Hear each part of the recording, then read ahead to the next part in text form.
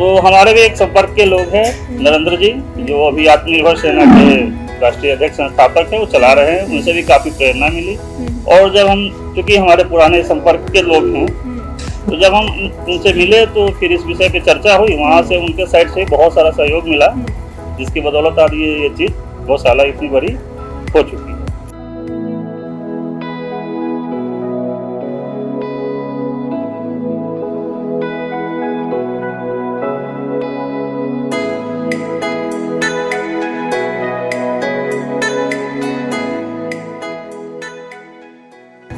नमस्कार, बहुत स्वागत है आपका आत्मनिर्भर सेना में। मैं हूं आपके साथ चंद्रश्री राजपूत और आज हम आत्मनिर्भर की इस वीडियो में बात करेंगे एक ऐसे शख्स से जिसने किसी के अंदर नौकरी करना जरूरी नहीं समझा, जिसने समझा कि खुद का काम करना, खुद आत्मनिर्भर बनना किसी नौकरी से भी करना बहुत बड़ी बात है। तो आज हमारे साथ हैं पंकज मिश्रा जी। पंकज मिश्रा जी, आपका हमारे इस शो में बहुत स्वागत है।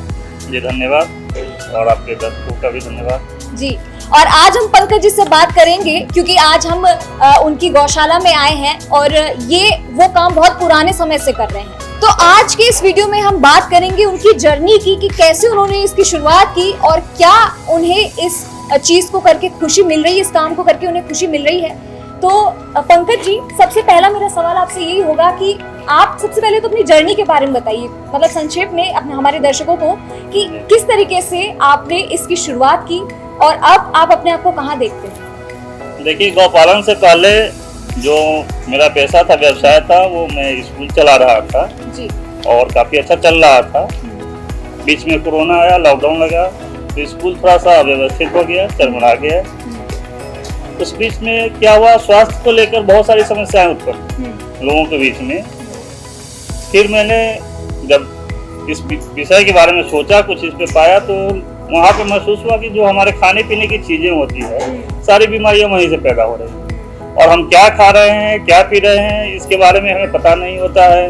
बस हम बाजार जाते हैं, कुछ भी लेकर आ जाते हैं, जो सस्ती चीजें मिलती है उसे लेकर घर आ जाते हैं। साथ में पता नहीं रहता कि कितनी सारी बीमारियां ले जाते हैं, और वो काफी महंगा पड़ता है, क्योंकि बाद में आप डॉक्टर के चक्कर में पड़ते हैं, दवा के चक्कर में पड़ते हैं। तो जब लॉकडाउन के टाइम में जब स्कूल बंद चल रहा, तो मेरे पास काफी समय था। फिर मैंने उस समय कुछ रिसर्च किया, गूगल किया, तो A2 मिल्क के बारे में सुना कि भाई इससे प्रतिरोधक क्षमता जो है वो काफी मजबूत होती है। जो गिर गाय की A2 मिल्क है, उससे प्रतिरोधक क्षमता काफी मजबूत होती है। कोरोना में सबसे ज्यादा जो है, किसी भी बीमारी में अगर आपका इम्यूनिटी सिस्टम अच्छा है, स्ट्रॉन्ग है, तो आप बीमार पड़ने से बचते हैं। फिर मैंने सोचा कि क्यों ना कुछ इस पे भी काम किया जाए, तो मैंने स्कूल को हैंडओवर कर दिया दूसरे को, जो साथ में टीचर्स थे उनको, और फिर मैं आ गया यहाँ। तो हमारे कुछ जाने पहचाने वाले लोग थे। इसी बीच हमने सुना आत्मनिर्भर सेना एक चल रहा था संस्था, मैंने वहाँ भी बातचीत कुछ की, तो वहाँ से हमें कुछ सपोर्ट मिला। फिर हमने इस गौशाला का शुरुआत किया। शुरुआत में हम लोगों के पास 5 गौशाला से, हमने 5 गायों से शुरू किया था हम लोगों ने, और आज आप देख रहे हैं पीछे काफी सारी गौ माताएं हैं। तो इस गौपालन में जो है, युवाओं के को लेकर बहुत ही उत्साह है, और युवा चाहे तो गौपालन कर सकते हैं, उन्हें किसी की नौकरी नहीं करनी पड़ेगी। एक नया स्टार्टअप है और ये बहुत अच्छा स्टार्टअप। तो पंकज जी, किसी भी काम को शुरू करने के लिए इंसान को किसी प्रेरणा की जरूरत होती है क्या? आपको किसी प्रेरणा की जरूरत हुई, मतलब कुछ ऐसा आपने देखा या दिमाग में ऐसा ही आइडिया आया कि आपको ये काम शुरू करना है? देखिए, एक तो होता है सेल्फ मोटिवेशन, जो आपके अंदर से प्रेरणा मिलती है। एक होता है आपका कोई आइडियल होता है, या हो सकता है वो आपके साथ का ही हो। तो हमारे भी एक संपर्क के लोग हैं, नरेंद्र जी, जो अभी आत्मनिर्भर सेना के राष्ट्रीय अध्यक्ष संस्थापक है, वो चला रहे हैं। उनसे भी काफी प्रेरणा मिली। और जब हम, क्योंकि हमारे पुराने संपर्क के लोग हैं, तो जब हम उनसे मिले तो फिर इस विषय पे चर्चा हुई। वहाँ से उनके साइड से बहुत सारा सहयोग मिला, जिसकी बदौलत आज ये चीज गौशाला इतनी बड़ी हो चुकी है। तो पंकज जी, जैसा कि हमने देखा है, अक्सर लोग बिजनेस सबसे पहले दिमाग में लाते हैं कि ठीक है, हम ये नहीं तो हम ये कर लेंगे, हमें इससे मुनाफा होगा, हम इसमें बिजनेस करेंगे, पैसा कमाएंगे। एक गौशाला में काम करके या खुद उसको बना के और इतनी गायों की देखभाल करना, वो भी देसी गायों को, जहाँ पे जो इनके बारे में जो सोचा जाता है, जो बोला जाता है कि भैया देसी गायों को रखना थोड़ा मुश्किल होता है, उनको पालना, मतलब उसकी बजाय वो अंग्रेजी गायों को रखना ज्यादा प्रीफर, मतलब कि वो ज्यादा उनको तवज्जो देते हैं। तो आपके दिमाग में ऐसा क्या आया कि आपको देसी गायों को लेकर आपको गौशाला खोलनी है, इनकी देखभाल करनी है, या आपका भी बिजनेस माइंड ही था? देखिए, बिजनेस माइंड इसमें ऐसा कुछ नहीं होता है। अगर आपको दूध का बिजनेस करना है तो गौशाला खोलने की आपको जरूरत नहीं है। फिर आपको चाहिए होगा कि आप एक डेयरी का जो प्रोसेसिंग यूनिट होता है वो आप डाल लें। आप बाजार से दूध ले लें, किसानों से सस्ते रेट पे दूध मिल जाएगा, आप प्रोसेस करके उसको मार्केट में बेच दें, वो एक बिजनेस हो गया। हमारा क्या है, गौपालन और देसी गाय। आपने अच्छा कहा कि देसी और विदेशी, दूध विदेशी गाय को ज्यादा है, लेकिन उसकी दूध की क्वालिटी है वो एकदम थर्ड क्लास। आप जो कैंसर, डायबिटीज, बीपी, इतनी सारी बीमारियां हैं, उसका एक बहुत बड़ा योगदान उसमें विदेशी गायों के दूध का है, जिसमें A1 टाइप प्रोटीन पाया जाता है। जबकि अपनी जो देसी गाय हैं, इनके दूध में A2 टाइप प्रोटीन पाया जाता है, जो कि आपको बहुत सारी बीमारियों से बचाता है। साथ ही क्या, इस गाय का ऐसा कुछ भी नहीं है जो आपको व्यर्थ जाएगा। इसके गोबर का यूज है, आज वर्मी कंपोस्ट बन रहा है, आप उपले लगा सकते हैं, हवन की जो होती है वो भी आप बना सकते हैं। साथ ही गाय की गोमूत्र है, जीवामृत तैयार किया जाता है। तो इस गाय गौवंश जो है ना, ऐसी ये गौ माताएं हमारी जो देश की है, उनका बेकार कुछ नहीं जाता है, कुछ भी अपशिष्ट नहीं, तो हर तरह से आपको लाभदायक होता है। दूसरा क्या है, ये गौ माताएं हैं, ये कहीं ना कहीं किसी भी रूप में आपको इतना सारा कुछ मिल जाएगा ना इसके थ्रू, कि आपको कभी लगेगा नहीं कि मेरा घाटे में चल रहा है ये।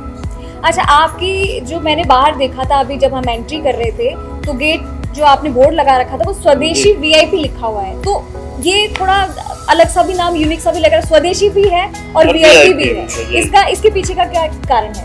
अब देखिए, जो गौ पालन करते हैं उनको कहा जाता है देहाती है, देसी। तो हम अब मानते हैं कि चलिए भैया हम तो स्वदेशी हैं, लेकिन जो कस्टमर हैं हमारे वो VIP हैं, वो हमारे लिए VIP है। तो हमारी सर्विस VIP लोगों के लिए है, जो हमारे कस्टमर्स है, बाकी हम देसी और स्वदेशी। बहुत बढ़िया। अच्छा, आपने यहाँ पे कई सारे प्रोडक्ट रखे हैं, जैसे एक दूध का एक आपने रखा है मग, और एक घी का आपने रखा है। तो ये जो आप बनाते हैं, इसके लिए जो प्रोडक्ट्स हैं आपके, और इसके अलावा आप क्या क्या प्रोडक्ट्स बनाते हैं, और इसकी कोई स्पेशल कोई क्वालिटी? देखिए, अभी हमारे पास जो प्रोडक्ट होता है वो दूध है, जो कि बिल्कुल फ्रेश रहता है। ये नॉन पास्चराइज्ड आता है, मिल्किंग होती है, उसके आधे से एक घंटे के अंदर लड़का लेकर निकल जाता है, तो ऐसे बोतल में पैक होकर जाता है। अच्छा, ठीक है। जब नेक्स्ट डे लड़का जाता है, फिर वो बोतल वापस लेके आ जाता है। दूसरा, जब कस्टमर हमारे पास ऑर्डर करते हैं तो हम पनीर और दही तैयार करके उनको देते हैं। जो दूध हमारे पास बच जाता है, वैसे तो दूध कम ही बचता है, तो दूध बच जाता है उसको बिनौले मेथड जो होता है, जो पहले ही हाँ घर में अभी पता करेंगे तो हाँ नानी दादी वो लोग बनाती होंगी। जो दही लगाया, फिर दही को मक्खन निकाल कर फिर उसे घी तैयार किया जाता है, तो उस प्रोसेस से घी तैयार किया जाता है जी। तो पंकज जी, मैं देख रही हूँ आसपास एक हमारे पीछे ये है जो गायों का आपने इबाड़ा बना रखा है, रहने की व्यवस्था है, और एक उधर सामने है। मतलब कि कुल कितनी गायें हैं यहाँ पे आपके पास? अभी यहाँ पे 150 गाय। 150 गायें? जी। कैसे, आपने कहा कि शुरुआत में 5 गायों से आपने शुरुआत की थी इसकी, और अब आपके पास 150 तकरीबन गायें हैं। तो इस तरीके का बदलाव, आप इतनी सारी गायों को कहाँ से, मतलब आप इनको लेकर कहाँ से आते हैं, कैसे नस्ल पता करते हैं आप? ये नस्ल पता करने के लिए आपको थोड़ा सा समय देना होता है, और बहुत सारी चीजें इसमें ऐसी है कि जो आपको खुद समझना पड़ता है। आप किसी सोचेंगे कि हम 10 लेबर रख लें, 20 लेबर रख लें, तो वहाँ आपको दिक्कत आएगी। आपको उसके साथ रहना होगा, समय बिताना होगा, सारी चीजों की पहचान आपको खुद करनी पड़ेगी, तभी जाकर आप इसमें सक्सेस हो पाएंगे। जैसा कि मैंने अभी भी बताया आपको कि ये गौ माताएं ऐसी है ना कि आपको मांगना कुछ नहीं पड़ता, सोचना कुछ नहीं होता है। हमने भी नहीं सोचा था कि इतना बड़ा ये सेटअप तैयार हो जाएगा। ये गौ माता की कृपा ही है कि करीब अभी साल से ऊपर ही हुआ है। पिछले साल ही हमने शुरुआत किया था, और साल 12-13 महीने के अंदर अंदर में ये 150 गोवंश यहाँ पे फल फूल रहा है। तो क्योंकि ये हमारा जो शो है वो आत्मनिर्भर सेना के ऊपर है, आत्मनिर्भर लोगों के ऊपर है, और पंकज जी जो है वो पूरी तरह से आत्मनिर्भर हैं। अभी तक तो आपने जान लिया होगा कि किस तरीके से उन्होंने मात्र 5 गायों से इस गौशाला की शुरुआत की थी, और आज एक इतना बड़ा फार्म इन्होंने खड़ा कर दिया। और उन्होंने सोचा भी नहीं था कि किस तरीके से ये काम जो है, ये जिनकी ये सेवा कर रहे हैं, वही उन्हें इतना आगे ले जाएगी। अगर बात करें पंकज जी, जो स्टार्टअप छोटे लोग, जो छोटा स्टार्टअप जो लोग करना चाहते हैं, नौकरी नहीं कर रहे हैं, जिनकी नौकरी छूट गई है, उनके लिए ये काम करना कितना अच्छा फायदे का सौदा हो सकता है? देखिए, अभी तो क्या हुआ है, अभी जो प्रेजेंट टाइम है इसमें काफी सारी चीजें बदल गई।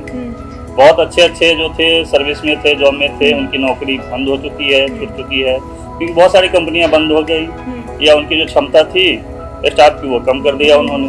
तो वहाँ कुछ लोग ऐसे हैं जो बेरोजगार बैठे हुए हैं, उनको लगता है कि वो बहुत ज्यादा पढ़ लिख लिए हैं, बहुत सारा काम जो है सो छोटा है जिसे वो नहीं कर सकते, वो बेकार बैठे रहेंगे, या कुछ सेविंग्स होगा उनके पास, उससे अपना घर चला रहे हैं, किसी तरह से मैनेज होंगे। लेकिन एक चीज सोचना होगा कि आप कोई काम छोटा नहीं होता है, आप कर सकते हैं या नहीं, आपको ये खुद डिसाइड करना होगा कि मैं क्या कर सकता हूँ। इंसान चाहे तो हर काम कर सकता है। अभी भी यहाँ पे जितने सारे काम है कोई ना कोई कर रहा है, तो कोई छोटा या बड़ा नहीं होता है। आपका नेचर मैच करना चाहिए।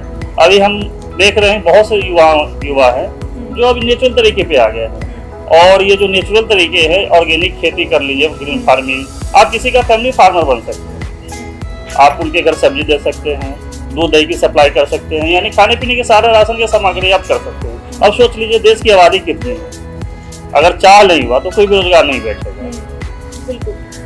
तो पंकज जी, आपने ये तो बता दी कि किस तरीके से आपने इस गौशाला की शुरुआत की, और अब आप जो है, मुझे लग रहा है कि आप काफ़ी खुश हैं कि आपने जो एक संकल्प लिया था, एक सोची थी, छोटी सी सोच थी, जिसको आपने आज इतना बड़ा कर दिया, और लोगों को भी आपने बहुत अच्छी नसीहत भी दी है। तो इसके अलावा जो आपकी जो प्रोडक्ट्स हैं, इसके अलावा आपके गौशाला में और क्या क्या बनाया जाता है गायों को लेकर, जैसे कि दूध दही घी के अलावा? अभी तो देखिए, अभी तो हम लोग बहुत नए ही हैं, कुछ ज़्यादा दिन हुआ नहीं है, और ज़्यादा अभी टेक्नोलॉजी का यूज़ हम लोग कर नहीं रहे हैं। आप चाहें तो आने वाले टाइम में हम लोग अभी जीवामृत पे काम करने वाले हैं, जो गौमूत्र के तैयार किया जाएगा। साथ ही वर्मी कंपोस्ट पे काम शुरू हो चुका है, तो दूसरी जगह पे हो रहा है। अगर आप नेक्स्ट आए तो वहाँ पे भी आपको विजिट कराया जाए। पूरी तरह से ऑर्गेनिक खेती पे हम लोग फोकस हो रहे हैं, जिसमें गौ माताओं का काफ़ी योगदान रहेगा।